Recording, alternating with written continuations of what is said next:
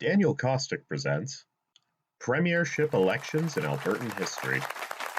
This election took place on May 8, 1986, and was the 21st election in the province's history. Much of the term of Premier Peter Lougheed was focused on maintaining Alberta's economy during the oppression of the NEP. In 1984, the government published a white paper that endeavored to promote economic diversification. The signing of this paper, while advocating for Alberta's energy self-sufficiency, was seen by many as an official end to the post-war oil boom. Following the release of the paper, Lougheed continued to fight the NEP, and in 1985, along with BC Premier Bill Bennett and Saskatchewan Premier Grant Devine, co-signed the Western Accord, terminating NEP regulations and returning market-driven prices to the energy sector. In 1985, Lougheed would announce his intention to resign as Premier and PC Party leader. His post-politics life would be equally eventful, as he would join a Calgary law firm and sit on the committees for the Canada-US Free Trade Agreement, and would be named honorary chair for the Calgary Olympic Winter Games Organizing Committee. He would serve on a number of company boards, including ATCO, RBC, and Nortel, and continued to be an advocate for Alberta's natural gas industry. Lougheed would become Chancellor of Queen's University in 1996 and would sit on the inaugural board for the Trudeau Foundation in 2002. He had many places across the province named for him and would pass away in 2012 at the Peter Lougheed Hospital in Calgary. Following Lougheed's announcement, the PCs initiated a leadership race to replace him, where the victor would also become the next premier. Three candidates would step forward: Don Getty, former Minister of Energy and Natural Resources and former MLA for Edmonton Whitemud; Ron Gitter, former MLA for Calgary Buffalo; and Julian Koziak, Minister of Municipal Affairs and MLA for Edmonton Strathcona. With his record on energy in and out of the government, Getty became the overwhelming favorite immediately. He was also one of the original 6 PC MLAs that had been elected in 1967. Gitter, on the other hand, was the least experienced out of the trio, with his only notable position being the chair of the Committee on Tolerance and Understanding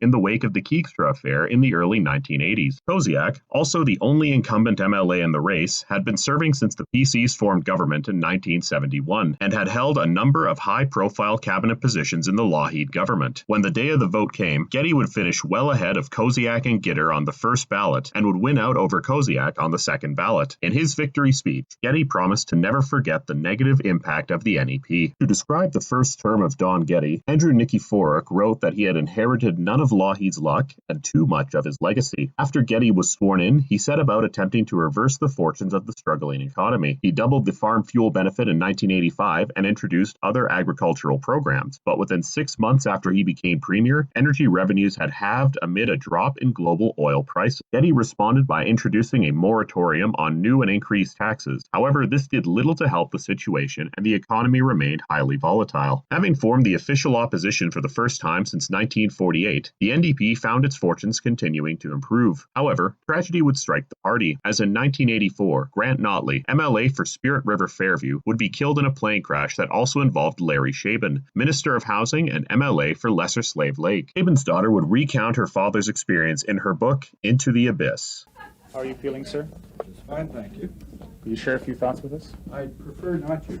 Following his death, Ray Martin, MLA for Edmonton Norwood, took over as party leader. Sympathy for Notley's death and the current economic situation played a hand in the party increasing its popularity. With Trudeau and the NEP no longer around, the Provincial Liberal Party saw a rebound in support. The party proved a final resting stop for people disaffected by the Getty government, but not wanting to vote for the leftist NDP. Nicholas Taylor was still leading the party and was able to position himself in between the PCs and NDP. Following being trounced from the legislature in 1982, Social Credit followed in the footsteps of the United Farmers and chose to sit out this election. However, elements of the strong government still sat in the legislature. Following leaving the party in 1982, Raymond Speaker and Walter Buck, MLAs for Littlebow and Cloverbar respectively, won re-election as independents. However, since they were not from an official party, they were unable to form the opposition and were denied funding from the legislature. Both men then formed the Alternative Government Movement in 1984, hiring Preston Manning, son of former Premier Ernest Manning and future leader of the Reform Party, as a consultant. The founding AGM of the party would rename it to the Representative Party that year, and the party served as the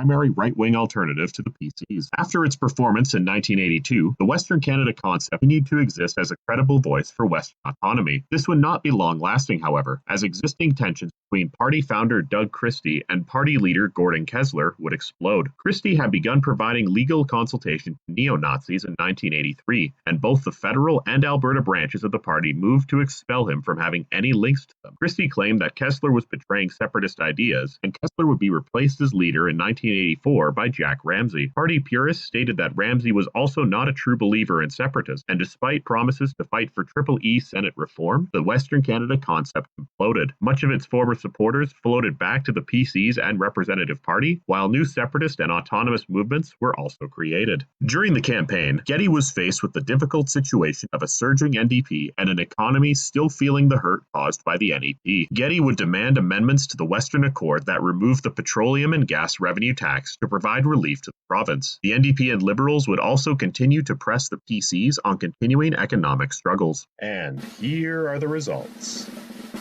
Don Getty won, winning 61 out of a possible 83 seats and 51.4% of the popular vote, down 14 seats and 10.88% since 1982. Next came Ray Martin, whose NDP won 16 seats and 29.22% of the popular vote, up 14 seats and 10.47% since 1982. Next came Nicholas Taylor, whose Liberals won 4 seats and 12.22% of the popular vote, up 4 seats and 10.41% since 1982.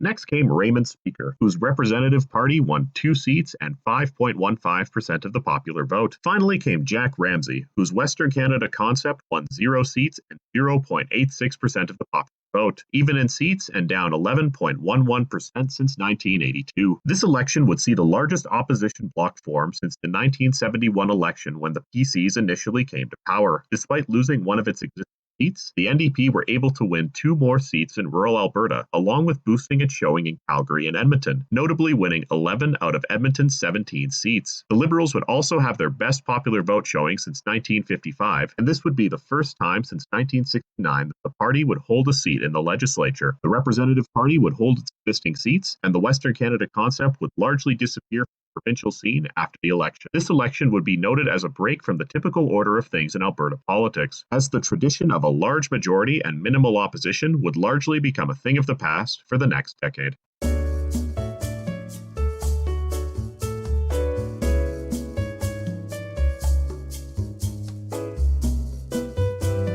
I'll see you in the next one.